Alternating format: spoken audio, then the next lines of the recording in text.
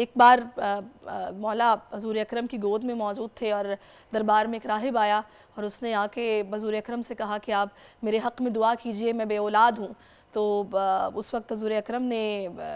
جیسے ہی اس بارے میں سوچنا شروع کیا اتنے میں ان کو بتایا گیا، فرشتے آئے، انہوں نے کہا کہ جو لوح محفوظ ہے اس میں یہ لکھا ہے کہ اس کے نصیب میں اولاد نہیں ہے، اس کی تقدیر میں اولاد نہیں ہے، تو آپ یہ دعا مت کیجئے گا۔ اتنے میں مولا چھوٹے سے تھے، انہوں نے فوری سے کہا کہ جاؤ میں نے تمہیں ایک بیٹا عطا کیا۔ اس پر پھر حضور اکرم نے کہا کہ نہیں، اس کے نصیب میں اولاد نہیں ہے، اس کی تقدیر میں نہیں ہے، تو آپ یہ دعا مت کریں۔ اس پر مولا نے پھر کہا کہ میں نے تمہیں بیٹا عطا کیا۔ تو جب جب وہ منع کرتے گئے تب وہ بیٹا عطا کرتے گئے، ایسے کرتے کرتے 7 بیٹے عطا کر دیے، جس پر اللہ کی طرف سے پھر یہ فرمایا گیا کہ اس کو دعا سے منع نہ کرو،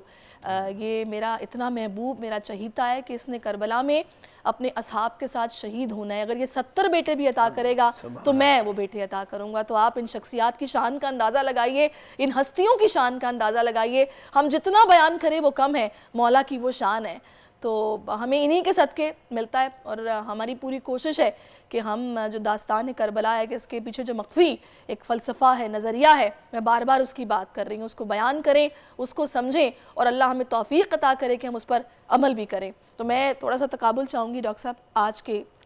دور حاضر سے، کیونکہ ہمارے لیے تو ظاہر ہے جو تعلیمات ہیں وہ آپ کو پتہ ہے سب کے سامنے، لیکن جو اس وقت کی جو صورتحال تھی، اس وقت آپ کو پتہ ہے مسلمان ہی تھے جو یہ ظلم کر رہے تھے، اور آج بھی جب ظلم ہوتا ہے تو ہم دیکھتے ہیں کہ مسلمان ہی ایک دوسرے کے خون کے پیاسے بھی ہوتے ہیں، اور دنیاوی اغراض کے لیے کس طرح جان بھی لے لیتے ہیں، اور یزیدیت نظر آتی ہے۔ ایسا کیوں ہے؟ ہم نے اس فلسفے کو سمجھ کے عملی طور پر اس کو زندگیوں میں شامل کیا؟ بسم اللہ الرحمن الرحیم وبہ نستعین وہو خیر الناصر ومعین۔ جیسا کہ آپ نے فرمایا کہ آج پھر وہی حالات ہیں، تقریباً آج وہی یزیدیت در پہ آزما ہے اور حسینیت اس کے مقابلے کے لیے تیار ہے۔ اصل میں بات ساری یہ ہے کہ ہم نے جو پیغام حسین ابن علی ہے، یا جو روح کربلا ہے، یا جو فلسفہ کربلا ہے، اس کو حقیقتاً یا حتماً طور پہ سمجھنے کی کوشش نہیں کی ہے۔ امام مظلوم کربلا کی ذات مبارکہ، نواسہ رسول کی ذات مبارکہ فقط 1400 سال پہلے کے لیے نہیں تھی، یا ان کی قربانی یا ان کا جو بھی قیام اور عملی اقدام تھا وہ 1400 سال پہلے کے لیے نہیں تھا۔ امام کی ذات کائناتی ہے، آفاقی ہے، سرمدی ہے، ابدی ہے، اور امام کی ذات رہتی دنیا تک ایک استعارہ ہے حق و باطل کی جنگ کے، جو جس طرح سے آپ پہچان سکتے ہیں کہ حق کہاں پر ہے اور باطل کہاں پر ہے، اس میں جو ذات حسین ابن علی ہے وہ ایک استعارہ ہے جو حق کا علم کا پرچم بلند کیے رہتی دنیا تک دنیا کو حق کی شناخت، حق کی پہچان اور حق کی معرفت کروانے کے لیے ہر قدم پہ، ہر محاذ میں نظر آئے گا۔ اور پھر جیسا کہ جوش نے کہا کہ انسان کو بیدار تو ہو لینے دو، ہر قوم پکارے گی ہمارے حسین۔ امام علی مقام کا مقصد 1400 سال پہلے کوئی ذاتی غرض، کوئی ذاتی غائیت یا کوئی تخت و تاج کی جنگ نہیں تھی۔ یہ تو جب حلال رسول کو حرام اور حرام رسول کو حلال کہا جا رہا تھا اور دین کے اندر تغیرات ہو رہے تھے، تبدل بہت زیادہ نظر آتا تھا، اس وقت امام علی مقام بڑھے اور اس پیغام کے ساتھ بڑھے، الا ترون ان الحق لا یعملوا بہ وان الباطل لا یتناہی عنہ، کیا تم نہیں دیکھتے کہ حق پہ عمل کرنے والا کوئی نہیں ہے اور باطل سے روکنے والا کوئی نہیں ہے؟ یعنی امام کا جو عملی قدم تھا وہ حق کی شناخت کروانا اور باطل کے چہرے کو بے نقاب کرنا تھا۔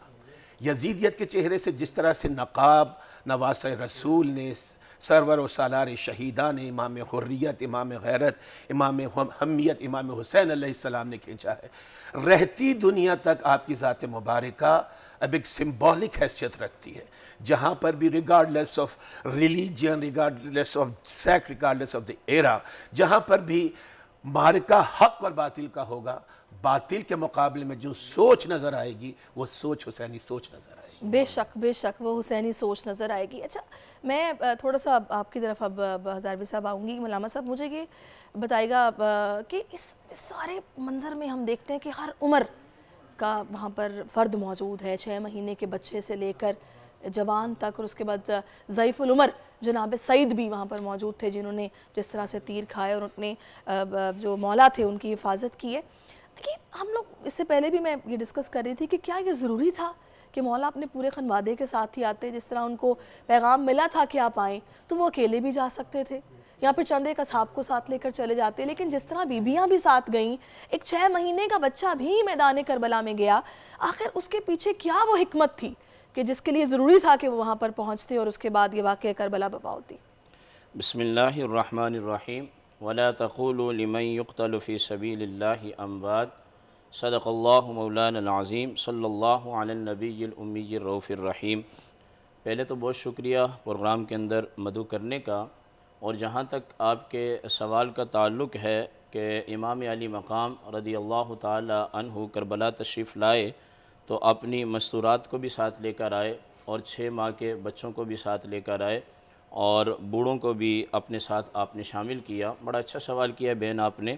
اس سے پہلے تھوڑا سا بخاری اور مسلم کے اندر یہ روایت موجود ہے، سرکار دو عالم صلی اللہ علیہ وسلم نے ارشاد فرمایا کہ جب تم کفار سے ٹکراؤ تو ان کے بچوں کو بھی قتل نہیں کرنا، ان کی عورتوں کو بھی قتل نہیں کرنا، ان کے کمزوروں کو بھی قتل نہیں کرنا، ان کے بوڑھوں کو بھی قتل نہیں کرنا۔ یہ باقاعدہ جہاد کی ایک شرائط میں سے ایک شرط ہے۔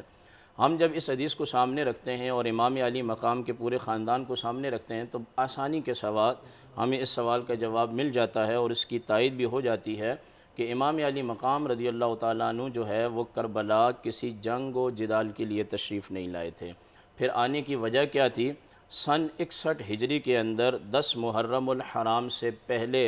جب یزید دمشق کے اندر تخت پر فائز ہوا تو مدینہ المنورہ کے اندر 5 لوگوں نے اس کی بیعت سے انکار کیا۔ نمبر 1 عبداللہ ابن عمر رضی اللہ تعالیٰ عنہ، نمبر 2 عبد الرحمن بن ابی بکر رضی اللہ تعالیٰ عنہ، نمبر 3 عبداللہ ابن عباس رضی اللہ تعالیٰ عنہ، نمبر 4 عبداللہ ابن زبیر رضی اللہ تعالیٰ عنہ، اور نمبر 5 امام علی مقام امام حسین رضی اللہ تعالیٰ عنہ۔ امت کو یہ بات ذہن میں رکھنی چاہیے کہ یزید جب تخت پر بیٹھا ہے تو خون فاطمی نے اس کی بیعت سے انکار کیا ہے، خون صدیقی نے انکار کیا ہے، اور خون جو ہے وہ قریش نے اس کا انکار کیا ہے، اور اس کے بعد اس نے دمشق سے دباؤ ڈالنا شروع کر دیا کہ آپ ایسا کریں کہ حسین کو اس بات پر آمادہ کریں کہ وہ میری بیعت کریں، عبد الرحمن بن ابو بکر بھی بیعت کریں،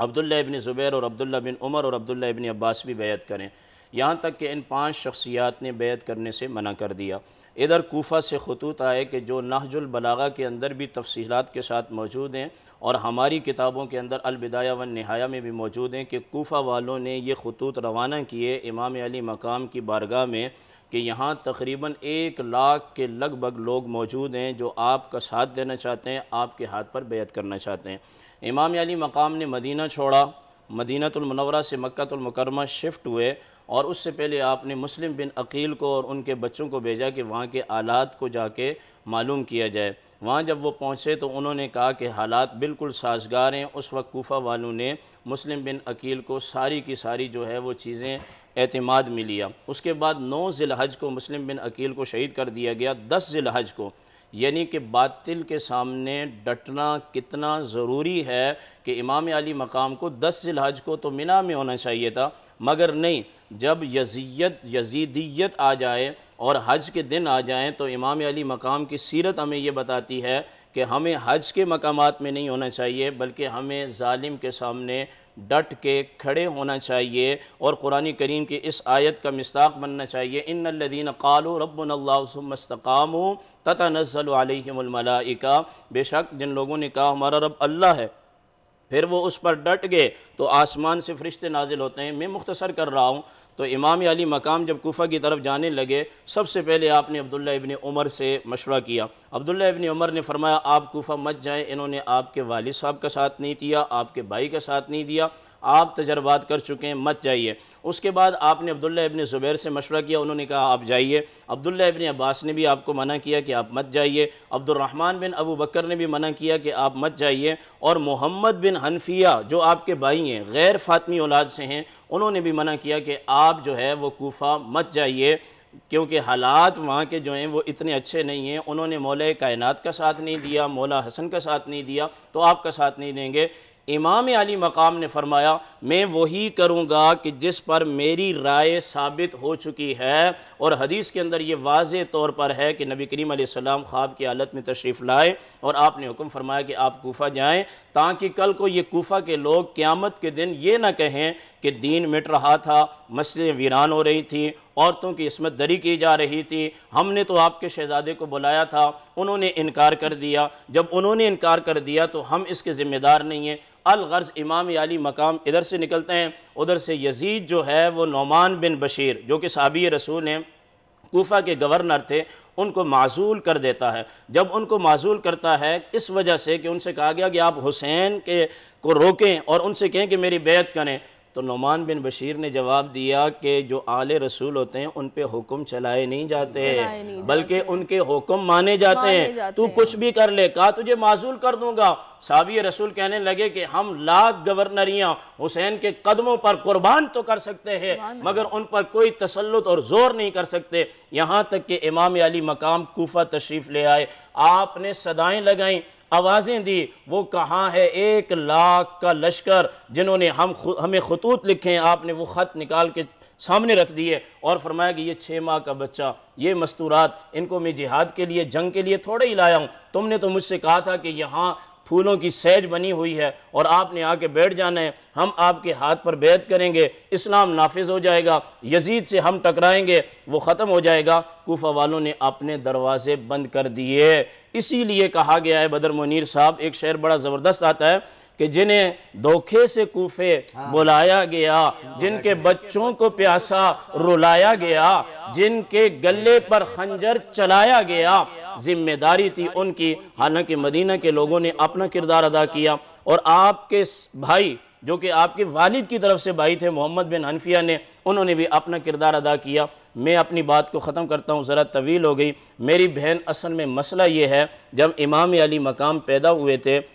آپ علیہ السلام کی گود میں تھے، جبریل امین تشریف لائے تھے، عرض کی یا رسول اللہ آپ ان سے محبت کرتے ہیں؟ آپ نے فرمایا کیوں نہیں، میں حسین سے محبت کرتا ہوں۔ تو جبریل امین نے کہا کہ طف کے مقام میں آپ کی امت جو ہے وہ ان کو شہید کر دے گی، آپ کی آنکھوں سے آنسو جاری ہو گئے۔ نبی کریم علیہ السلام شہادت حسین پر راضی تھے، اس لیے اللہ پاک نے آپ کو شہادت کی موت دی ہے، اور قرآن کریم واشگاف الفاظ کے اندر کہتا ہے وَلَا تَقُولُوا لِمَنْ يُقْتَلُ فِي سَبِيلِ اللَّهِ أَمْوَاتٌ بَلْ أَحْيَاءٌ وَلَكِنْ لَا تَشْعُرُونَ، جو اللہ کی راہ میں مارے جائیں انہیں مردہ نہ کہو بلکہ وہ زندہ ہیں۔ تو معنی یہ کہ قرآن یہ چاہتا تھا کہ یزید کو ہمیشہ کے لیے مار دیا جائے، اور قرآن یہ چاہتا تھا کہ حسین کو قیامت تک دنیا سے جانے کے بعد بھی زندہ رکھا جائے۔ یہی وجہ ہے کہ آج یزید نام رکھنے کے لیے کوئی تیار نہیں ہے، مگر حسین کا نام ہر بچے کا ہے۔ اس گفتگو کے بعد تھوڑی سی آپ سے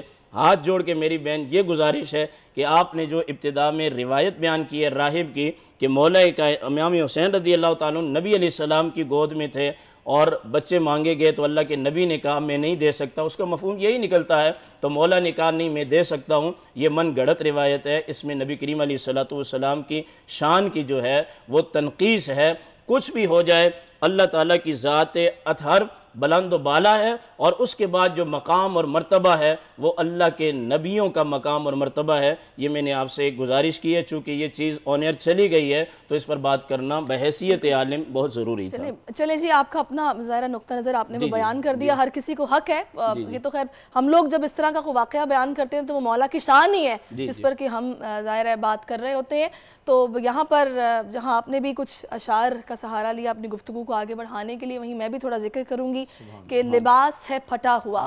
غبار میں اٹا ہوا، تمام جسم نازنی چھدا ہوا کٹا ہوا، یہ کون ذی وقار ہے بلا کا شہ سوار ہے کہ ہزاروں قاتلوں کے سامنے ڈٹا ہوا، یہ بالیقین حسین ہے نبی کا نور عین ہے، دلاوری میں فرد ہے بڑا ہی شیر مرد ہے کہ جس کے دبدبے سے رنگ دشمنوں کا زرد ہے، حبیب مصطفیٰ ہے یہ مجاہد خدا ہے، یہ جبھی تو اس کے سامنے سامنے یہ فوج گرد گرد ہے، یہ بالیقین حسین ہے، نبی کا نور عین ہے۔ ادھر سپاہ شام ہے، ہزار انتظام ہے، ادھر ہیں دشمنان دین، ادھر فقط امام ہے، مگر عجیب شان ہے، غضب کی آن بان ہے کہ جس طرف اٹھی ہے